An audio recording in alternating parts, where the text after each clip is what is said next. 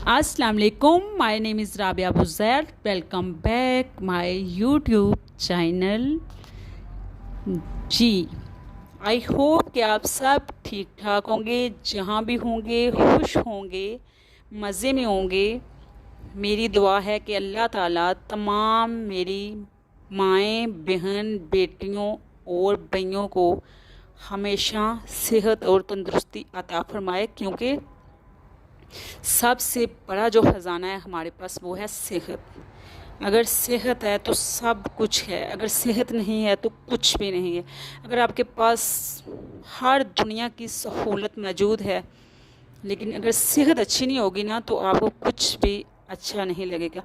तो मेरी दुआ है कि अल्लाह ताला सबको अच्छी सेहत वाली ज़िंदगी अता फ़रमाए। तो आज का जो मेरा व्लॉग है वो है किचन की साफ़ सफाई पे। हाँ व्यूअर्स, तो आज का जो पूरा दिन था वो मैंने किचन के ही नाम किया था।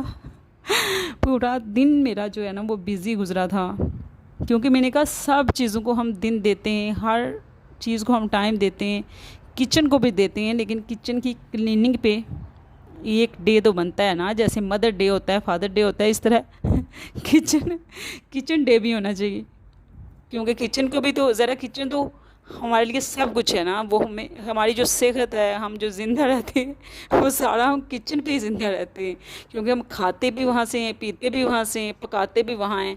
तो फिर ज़ाहिर है वो तो हमारे लिए बहुत ज़्यादा इम्पोर्टेंट है, तो उसको भी तो एक दिन देना चाहिए। तो मैंने कहा क्यों ना मैं इसको आज का पूरा दिन दे देती हूँ। तो आज पूरा दिन मेरा किचन किचन पे गुज़रा, किचन में ही मैंने स्पेंड किया था। तो सॉरी आपको मेरी कोई बात बुरी लगी हो। तो पूरा दिन, वैसे तो जितनी भी वुमेन होती हैं, जितनी भी मदर होती हैं या लड़कियां होती हैं, वो ज़्यादातर किचन में ही टाइम स्पेंड करती हैं। किचन का रिश्ता जो होता है बहुत गहरा रिश्ता होता है। वो कभी भी औरतों से, ख़ास तौर पे औरतों से तो किचन दूर रह ही नहीं सकता। तो अभी ऐसे हुआ कि आज मुझे, मेरे साथ जो हादसा हुआ ना, वो इतना बुरा हादसा हुआ। हादसा क्या हुआ था, छोटा सा था, बड़ा भी कह सकते हैं, छोटा भी कह सकते हैं। तो आज मैं करी थी, पहले तो मैंने बर्तन वगैरह सारा कुछ वॉश किया। बर्तन वगैरह वॉश करने के बाद मैंने एंड पे चूल्हे को किया साफ़। और जनाब आगे सुनिए, आगे मेरे साथ क्या हुआ। आगे ऐसे हुआ कि जब मैं चूल्हा साफ़ करने लगी ना, तो मैंने, और था तो मैंने वैसे ही खुशक कपड़ा लगाया। फिर जब गीला कपड़ा मैंने लगाया ना, तो स्टेनलेस होती हैं जो तारें होती हैं, वो मैंने थोड़ा सा गा के मैंने हल्की फुल्की चूल्हे की सफाई जो अंदर से है वो कर लूँ। एक बार तो मुझे इतना ज़ोर का झटका लगा, इतना बुरा था, ऐसे करंट मुझे पड़ा ना। तो मैंने ऐसे फ़ील किया, मैंने कहा शायद वैसे मैं काम कर रही हूँ तो मुझे ऐसे फ़ील हो रहा है कि शायद ये मेरी गलत फहमी है, या वैसे मेरे माइंड में ये चीज़ आ रही है करंट की, लेकिन ये करंट नहीं है। फिर दोबारा से मैंने अपनी हौसला अफजाई की, तो दोबारा से मैंने ट्राई किया। तो जब दोबारा से मुझे इतना बुरे तरीके से करंट पड़ा, तो मैं तो ऐसे डर गई। मैंने कहा ये मेरे साथ क्या हो रहा है, इधर कोई ऐसा बिजली का कॉन्टैक्ट नहीं है, कुछ नहीं है, फिर ये चूल्हा करंट क्यों कर रहा है। मैं काफ़ी ज़्यादा कंफ्यूज हो गई थी ना, समझ में नहीं आ रहा था ये क्या हो रहा है। अब ऐसे तो चूल्हा साफ़ नहीं होगा, क्योंकि जब तक मैं उसे अच्छे तरीके से रगड़ूंगी नहीं, जैसे बहुत अच्छे तरीके से साफ़ नहीं करूँगी, तो इसमें तो साफ़ होना नहीं है। और जब मैं ज़ोर लगाती हूँ या कुछ भी ऊपर टच करने की कोशिश करती हूँ, ये आगे से करंट करता है। तो मेरी समझ में नहीं, 1-2 मिनट के लिए मेरी समझ में नहीं आया कि ये क्या हो रहा है। बहुत ज़्यादा कंफ्यूज हो गई थी, टेंशन में पड़ गई थी। फिर बाद में मैंने कॉल की अपने हस्बैंड को। मैंने उन्हें पूछा ये जो चूल्हा आपने लाया था, कहते हैं हाँ बिल्कुल मैंने लाया था। मैंने फिर उनसे कहा कि जो चूल्हा है जब मैं उसे क्लीन करती हूँ तो वो बहुत ज़्यादा आगे से करंट करता है। मुझे समझ में नहीं आता ये क्या मामला चल रहा है। वो मुझे कहते हैं पगली लड़की, आपको नहीं पता ये सेल पे चलता है, इसके नीचे सेल होते हैं। जब आप चूल्हे को ऊपर करोगे ना तो उसके नीचे एक छोटा सा बॉक्स बना हुआ है। तो मैंने कहा हाँ ठीक है बना होगा। वो कहते हैं आपने जब चूल्हे को ऊपर करना है ना बैक साइड पे, तो नीचे एक छोटा सा बॉक्स बना होगा ना, आपने जब उसको ओपन करना है ना तो उसके अंदर 2 सेल पड़े होंगे।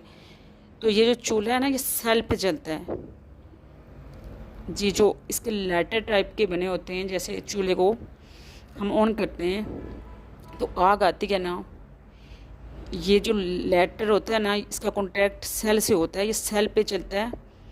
तो आप ऐसे करो कि चूल्हे को उल्टा करके उसका जो बॉक्स है उसे ओपन करो और उसके अंदर से सेल निकालो। एक सेल निकालो या दोनों निकाल लो। जब भी आप चूल्हा साफ़ करो ना तो आप ऐसे किया करो, इसके सेल निकाल दिया करो। तो तब जाके मुझे समझ में आया। फिर मैंने एंड पे जब चूल्हा साफ़ किया था ना, फिर मैंने सेल निकाले थे। वो मेरी वीडियो आप एंड तक देखेंगे ना, आपको मेरी सारी स्टोरी समझ में आ जाएगी कि मेरे साथ क्या हुआ था। तो बहुत ही बुरे तरीके से मैं डर गई थी और इतने बुरे तरीके से करंट पड़ा था, कुछ समझ नहीं आ रहा था। ये नहीं है कि बहुत ज़्यादा मैं पूरा दिन ही डर गई थी, लेकिन 1-2 मिनट के लिए मैं बहुत ज़्यादा डर गई थी। तो सारे बर्तन मैंने वॉश किए। फिर बर्तन वॉश करने के बाद मैंने बाहर बहुत अच्छी धूप थी, बहुत ही प्यारा मौसम बना हुआ था, धूप भी अच्छी निकली हुई थी। मैंने एक चारपाई ली थी और चारपाई के ऊपर मैंने एक चादर डाली थी। फिर जितने भी बर्तन में स्टेप बाय स्टेप धोती गई, क्योंकि जो मेरा जिंक है ना वो बहुत छोटा है और आपको पता है जो किराए के घर होते हैं ना, उस पर जितना मर्ज़ी भी आप पैसा लगो ना, आपका पैसा लगाना फजूल ही होता है।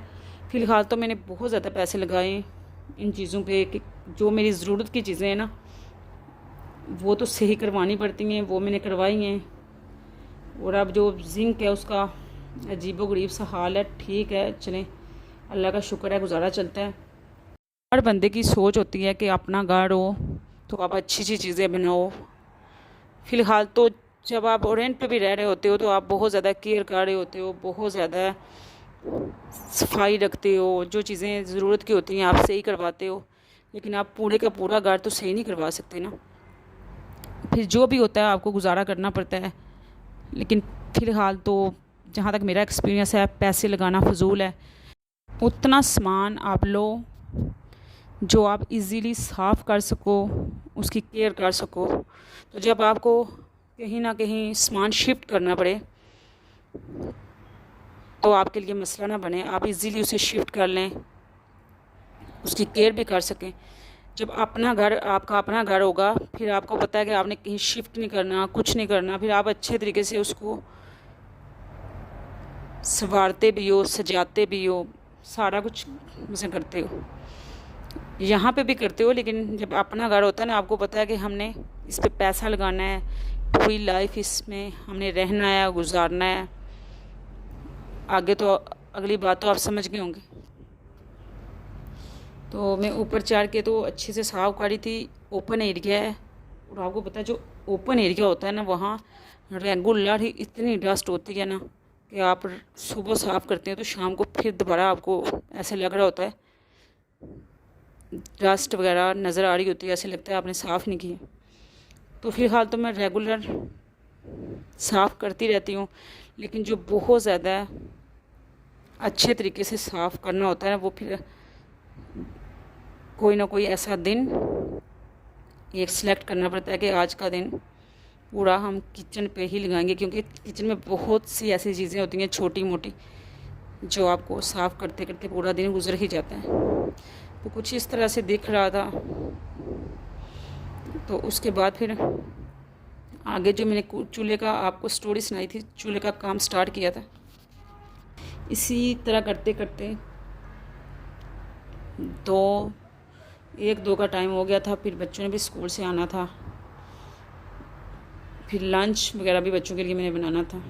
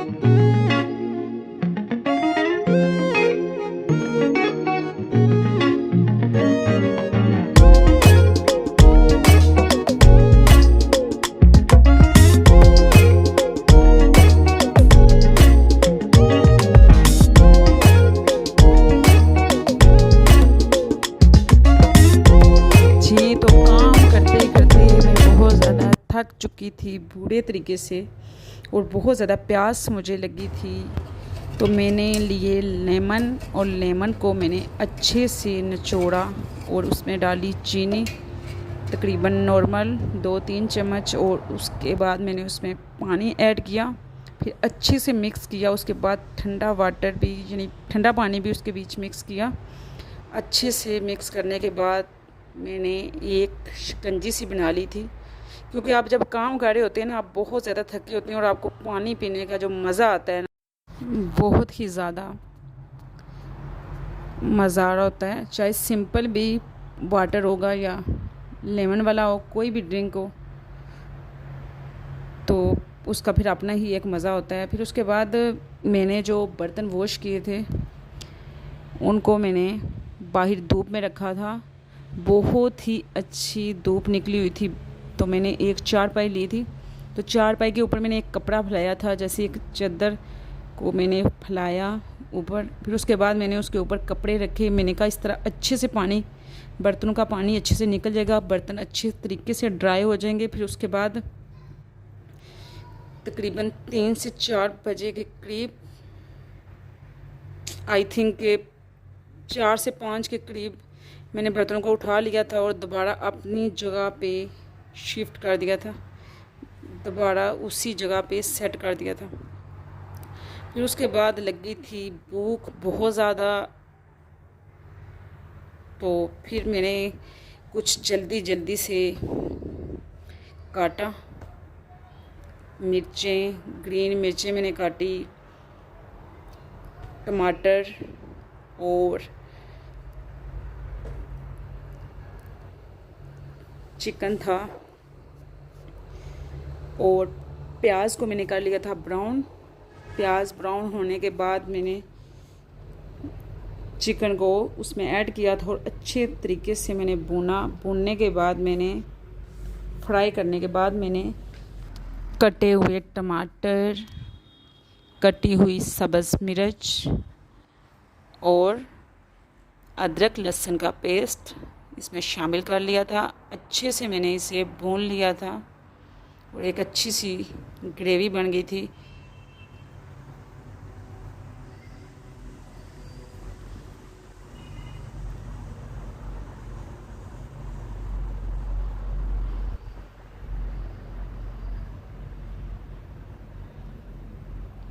थोड़ा सा इसमें मैं दही ऐड कर लेती हूँ,